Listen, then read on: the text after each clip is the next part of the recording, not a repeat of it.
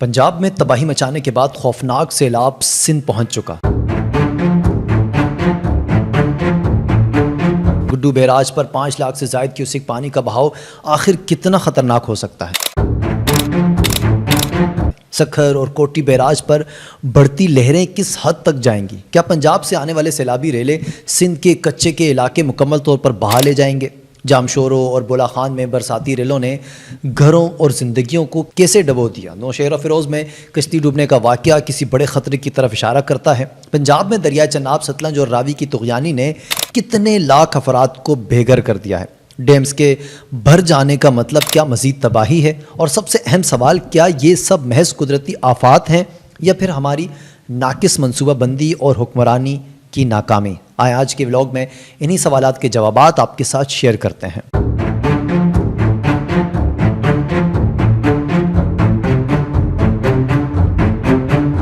السلام علیکم، حق پاکستان نیوز میں خوش آمدید۔ ناظرین، میں ہوں کاشف رضا۔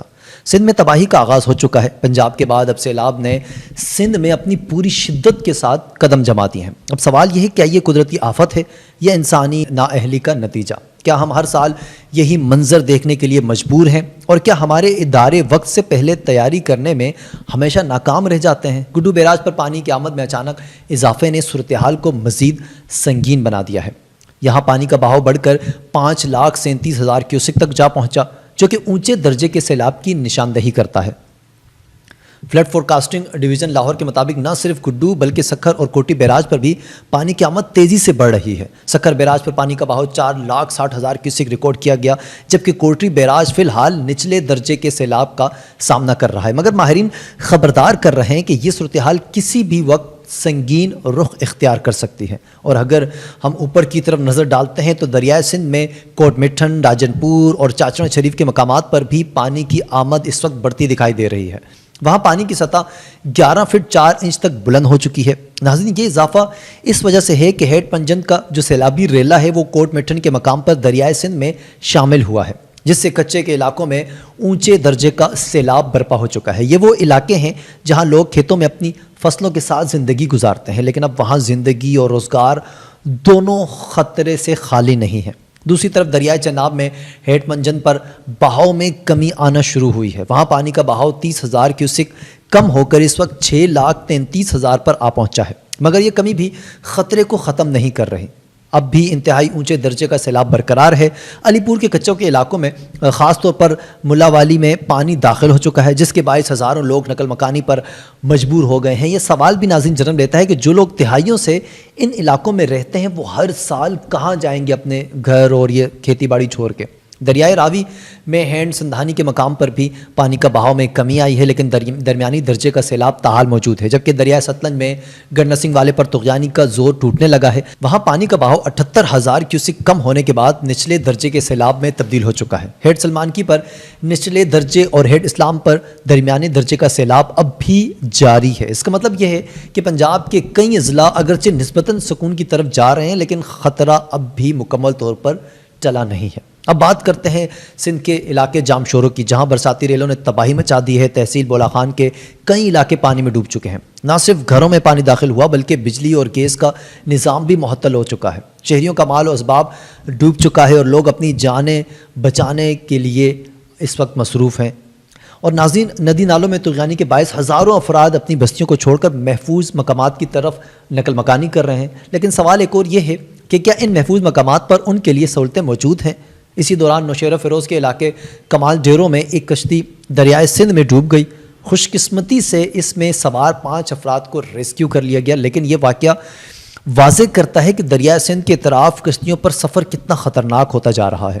لاڑکانہ اور سیون کے بچاؤ بند سے محلے کا کچوں کے علاقے بھی زیر آب آ چکے ہیں۔ یہ وہ علاقے ہیں جہاں دیہات کے دیہات ڈوب جاتے ہیں اور لوگ صرف وہی چیزوں کے ساتھ وہ اپنے ساتھ لے جاتے ہیں جو وہ اٹھا سکتے ہیں۔ صوبائی ڈیزاسٹر مینجمنٹ اتھارٹی نے گڈو بیراج کے مقام پر 14 سے 15 ستمبر کے دوران اونچے درجے کے سیلاب کا الرٹ جاری کر رکھا ہے۔ سکر بیراج پر بھی آئندہ چند روز میں اونچے درجے کے سیلاب کا امکان ہے، اس لیے کچے کے علاقوں سے 13,000 سے زائد افراد کو پہلے ہی شہری علاقوں میں منتقل کیا جا چکا ہے۔